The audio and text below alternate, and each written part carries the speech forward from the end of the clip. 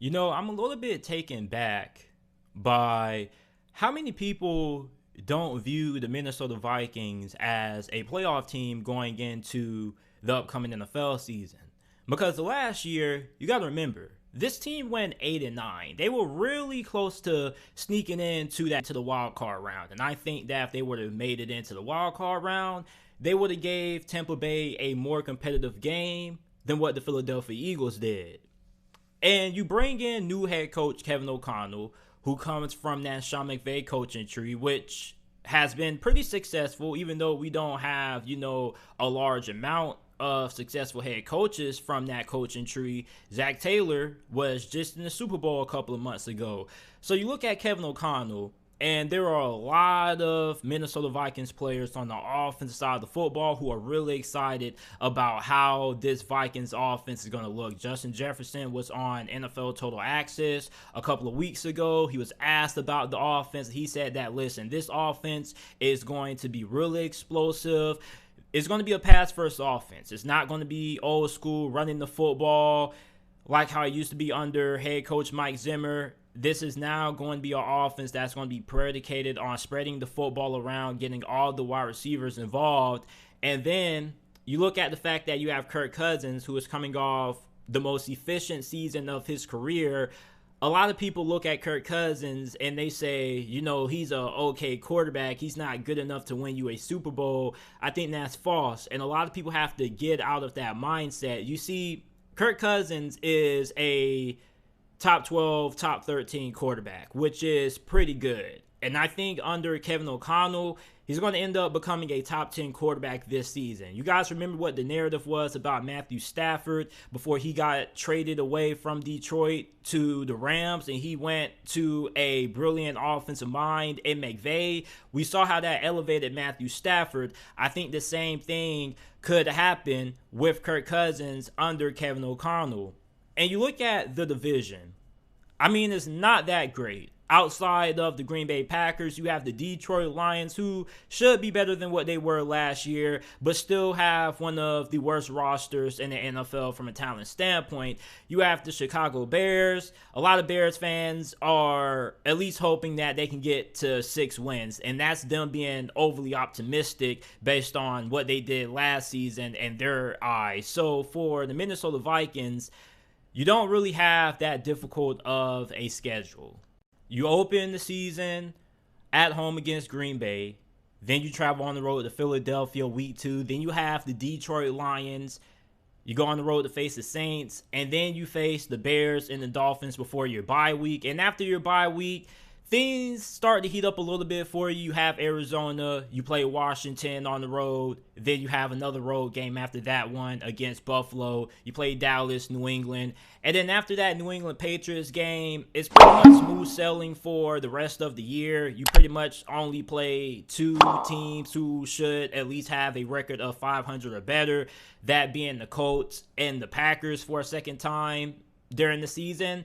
And then you also have the Jets, the Lions, the Giants, and the Bears. So you have 4 teams who are all expected to finish below 500. So you should be able to win at least 3 or 4 of those matchups. So I think that Minnesota ends up going 10-7, 11-6. Maybe they could get to 12-5 and potentially win this division because the Packers offense is not that great. Yes, you do have a good duo of running backs in Aaron Jones and A.J. Dillon. And I think that Aaron Rodgers is going to make up for the lack of proven production at the wide receiver position. However, the offensive line isn't all that great. It's decent. The defense is still going to be really good. It should be one of the 5 best defenses in the NFL this year. But this is one of the first times in a while that I have been going into a season really optimistic about the Minnesota Vikings' chances of being able to legitimately take this division away from the Green Bay Packers. And I'm pretty sure if you're a Packers fan and you're listening to this, I think that you probably look at Minnesota and they frighten you a little bit. You may not be intimidated all that much about Minnesota, but you do view them as a threat because this is one of the most talented offenses in the NFC. You have Adam Thielen, you have Justin Jefferson, who could end up going for over 1,700 yards this season. You got Dalvin Cook, one of the 5 best running backs in the league. You have Alexander Mattison right behind him. Really the only weak spot people are going to say when it comes to Minnesota is the offensive line. And the offensive line is, to be honest with you, pretty solid. You have Christian Darrisaw, Brian O'Neill. They're going to be manning your 2 offensive tackle positions. Azara Cleveland at left guard is pretty good. But you do have weak spots when it comes to center and right guard. But outside of those 2 positions, your offensive line is still pretty solid. So you should at least have a top 15 offensive line heading into this year. With the fact that this offense is going to be predicated on having a rhythmatic passing game, getting the ball out pretty fast, being efficient in the short intermediate game, and then taking shots downfield.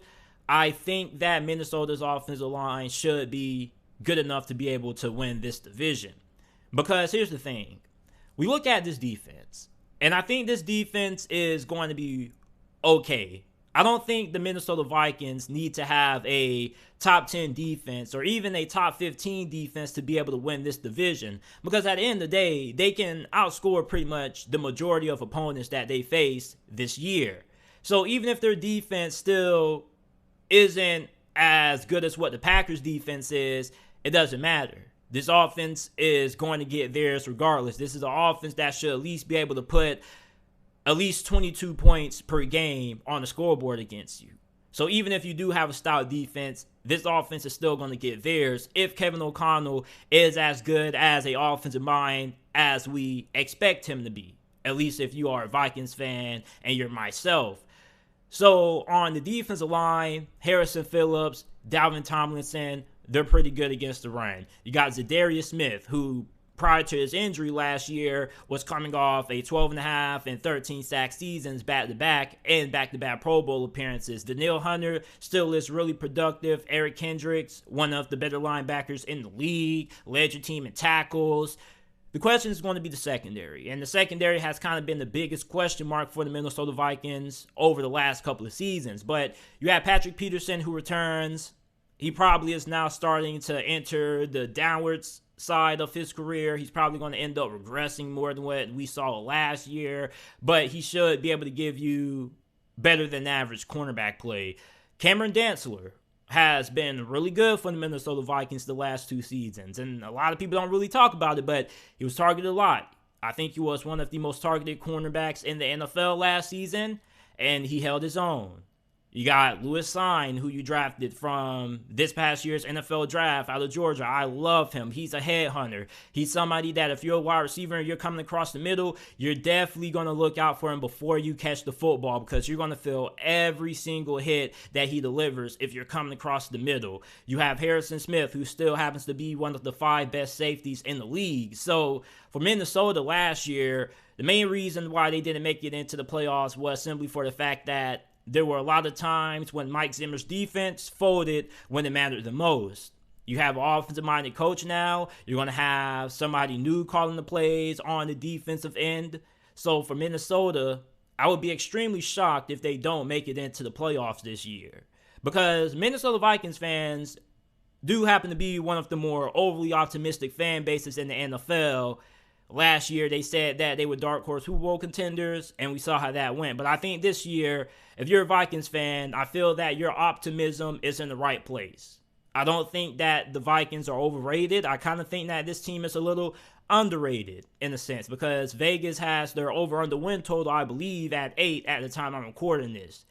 And there are a lot of people, when I've been watching these record predictions, that have Minnesota winning no more than maybe 9, maybe luckily to get to 10 game or 10 wins, best case scenario. Me personally, I think that this is a 10, 11 win football team. I think the floor should be 8, 9 wins. I think the ceiling could be as high as 12, maybe 13, depending on how good this defense is, because this division isn't that great. And Green Bay isn't that talented. We're pretty much saying they have Aaron Rodgers. That's why they're going to be a playoff team. But if they didn't have Aaron Rodgers, that defense probably would have to carry the load. And you look at the whole entire NFC conference as a whole, I mean, It's not a lot of teams that you can look at from this conference right now and say that, oh, yeah, that looks like a team that should be pretty solid. There's a lot of question marks when it comes to half of this conference outside of the Rams, the Buccaneers, the Packers.